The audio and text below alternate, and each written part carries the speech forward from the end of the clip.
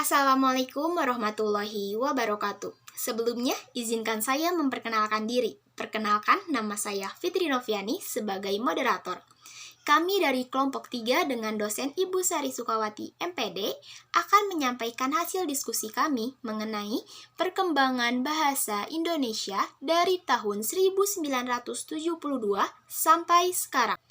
Adapun anggota kelompok 3 yaitu Farida Ningsih sebagai pemateri, Fitri Noviani sebagai moderator, Gema Fitra Ramadan sebagai pemateri, Hanifah Syifa Azhari sebagai penjawab pertanyaan, Ika Handayani sebagai penjawab pertanyaan, Indriani Puspita sebagai penjawab pertanyaan, Salsa Nabila sebagai penjawab pertanyaan, Salwa Salsabila Sumantri sebagai pemateri, Sally Rizky Amelia, Saskia Melva Bella Aprilia sebagai penjawab pertanyaan, Syifa Sabila Hakim sebagai pemateri, Sinta Nur Aida sebagai pemateri, Siti Maisaroh sebagai notulen. Untuk mempersingkat waktu, langsung saja ke materi yang akan disampaikan oleh rekan saya, Salwa Salsabila Sumantri.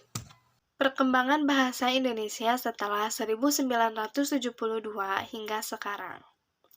Ejaan yang disempurnakan pada waktu pidato kenegaraan untuk memperingati Hari Ulang Tahun Kemerdekaan Republik Indonesia 17 Agustus 1972, diresmikanlah pemakaian ejaan baru untuk bahasa Indonesia oleh Presiden Republik Indonesia. Dengan keputusan Presiden nomor 57 tahun 1972,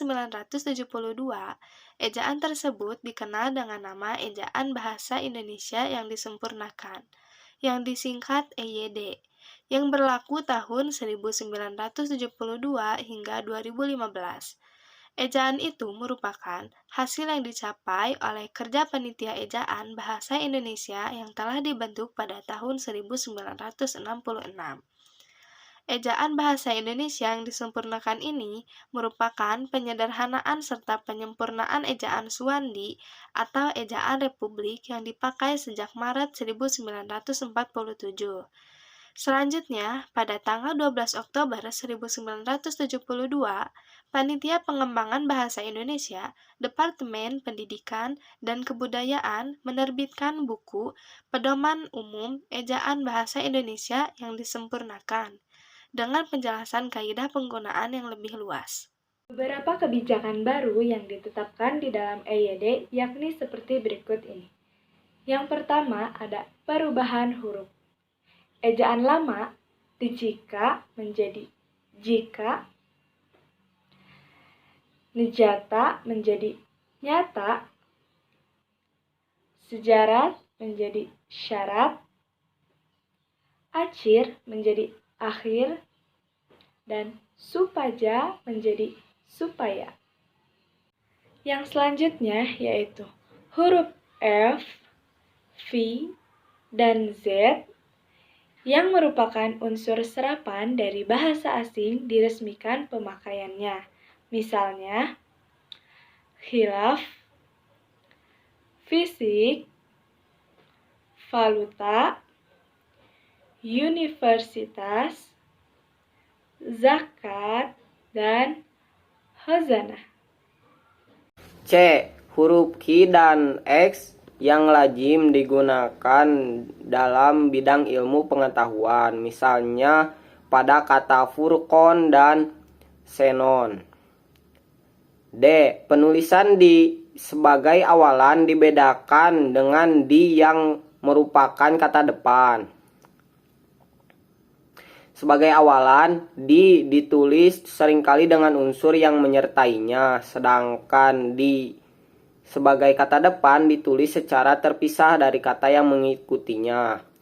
Contoh kata awalan: dicuci, dibelikan, dicium, dilatar belakangi. Contoh kata depan: di kantor, di sekolah, di samping, di tanah. Selanjutnya, ejaan bahasa Indonesia. Zaman terus berubah, teknologi terus berkembang, dan bahasa pun terus menyesuaikan perubahan. Masyarakat yang kritis terus mendesak Badan Pengembangan dan Pembinaan Bahasa agar segera merevisi pedoman ejaan yang disempurnakan, sehingga muncul pedoman umum ejaan bahasa Indonesia sebagai hasil atau bentuk jawaban atas kritikan yang diterima. Ejaan yang disempurnakan berubah menjadi Ejaan Bahasa Indonesia. Ejaan Bahasa Indonesia ini diresmikan pada tahun 2015 pada masa pemerintahan Bapak Joko Widodo sebagai Presiden dan Bapak Anies Baswedan sebagai Menteri Pendidikan dan Kebudayaan.